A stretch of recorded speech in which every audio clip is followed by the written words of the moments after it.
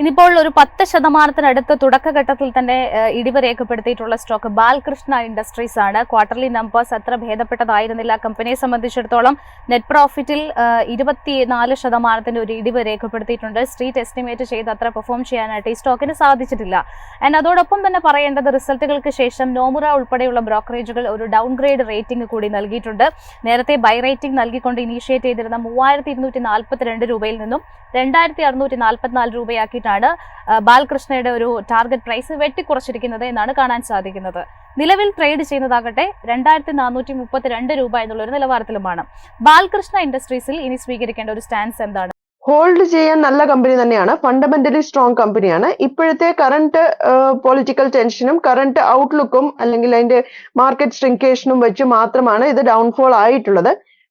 Hold ചെയ്യുകയാണെങ്കിൽ hold ചെയ്യുക, but make sure ഇവിടെ ഒരു ചെറിയ പോയിന്റ് ഉണ്ട്, 2250 എന്നുള്ള പോയിന്റ്. ആ പോയിന്റിന് താഴേക്ക് ഒരു വലിയ റെഡ് ക്യാൻഡിൽ ഫോം ചെയ്യുകയാണെങ്കിൽ ഇത് ഹോൾഡ് ചെയ്യുന്നതിൽ വലിയ അർത്ഥം ഉണ്ടെന്ന് തോന്നുന്നില്ല.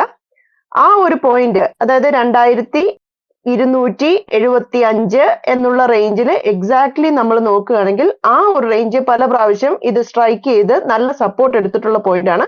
ഇവിടെ നിന്ന് ഒരു നല്ല ഗ്രീൻ ക്യാൻഡിൽ ഫോം ചെയ്യുകയാണെങ്കിൽ ഇത് വീണ്ടും മുകളിലേക്ക് പോകാനും ചാൻസ് ഉണ്ട്. അതുകൊണ്ട് ആ ഒരു റേഞ്ചിന് 2250 താഴെ ഇത് പോവുകയാണെങ്കിൽ ഇത് കയ്യിൽ വയ്ക്കുന്നതിൽ വലിയ അർത്ഥമുണ്ടെന്ന് എനിക്കിപ്പോഴും വിശ്വാസമില്ല. ഓക്കെ മാം, അടുത്തൊരു സ്റ്റോക്ക് ഗ്ലെൻമാർക്ക് ഫാർമയാണ്. ഫാർമ സെഗ്മെന്റിൽ നിന്നുള്ള ഗ്ലെൻമാർക്ക് ഫാർമ ഇന്നിപ്പോൾ 1% ഇടിവ് രേഖപ്പെടുത്തുന്നുണ്ട്. കമ്പനിയെ സംബന്ധിച്ചിടത്തോളം റവന്യൂവിൽ ഒരു നേരിയ മുന്നേറ്റം മാത്രമാണ് രേഖപ്പെടുത്തിയിരിക്കുന്നത്. എക്സെപ്ഷണൽ ഐറ്റംസ് ഉണ്ടായിരുന്നു, അതുകൊണ്ട് തന്നെ നെറ്റ് പ്രോഫിറ്റിലും കാര്യമായിട്ടുള്ള ഒരു തിരിച്ചടി രേഖപ്പെടുത്തിയിട്ടുണ്ട് എന്നാണ് കാണാൻ സാധിക്കുന്നത്. ഈ ഗ്ലെൻമാർക്ക് ഫാർമയെ സംബന്ധിച്ചിടത്തോളം നിലവിൽ 1407 രൂപയിലാണ് ട്രേഡ് ചെയ്യുന്നത്. ഈ സ്റ്റോക്കിന്റെ ഒരു പൊട്ടൻഷ്യൽ ഇനി മുന്നോട്ട് എത്രമാത്രമായിരിക്കും? ഈ സ്റ്റോക്ക് ഒരു റേഞ്ചിന്റെ ഉള്ളിലാണ് ഇപ്പോഴും ബന്ധിക്കപ്പെട്ട് കിടക്കുന്നത്. 1470 എന്നുള്ള റേഞ്ചിനും 1350 എന്നുള്ള റേഞ്ചിനും.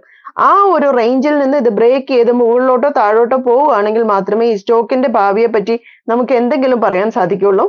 പക്ഷെ ഇപ്പം ഒരു ഗ്രീൻ ക്യാൻഡിലാണ് ഫോം ചെയ്തേക്കുന്നത്. ഇത് താഴോട്ടാണ് വരുന്നതെങ്കിൽ കൂടി ഒരു ചെറിയ ഗ്രീൻ ക്യാൻഡിലാണ് ഫോം ചെയ്തേക്കുന്നത്. അതിനർത്ഥം ബയേഴ്സ് ഈ 1350 എന്നുള്ള റേഞ്ചിൽ നല്ല ബയേഴ്സ് അവൈലബിൾ ആണ്. അവർ ബൈ ചെയ്ത് നല്ലൊരു വലിയ ഇൻവെസ്റ്റേഴ്സ് ഇതിൽ എൻറ്റർ ചെയ്യുകയാണെങ്കിൽ മാത്രം 1450 എന്നുള്ള പോയിന്റിന് മുകളിലേക്ക് ഒരു നല്ല ഗ്രീൻ ക്യാൻഡിലോട് കൂടി മൂവ് ചെയ്യുകയാണെങ്കിൽ ഇത് 1550 എന്നുള്ള റേഞ്ച് വരെ പോകാൻ ചാൻസ് ഉണ്ട്.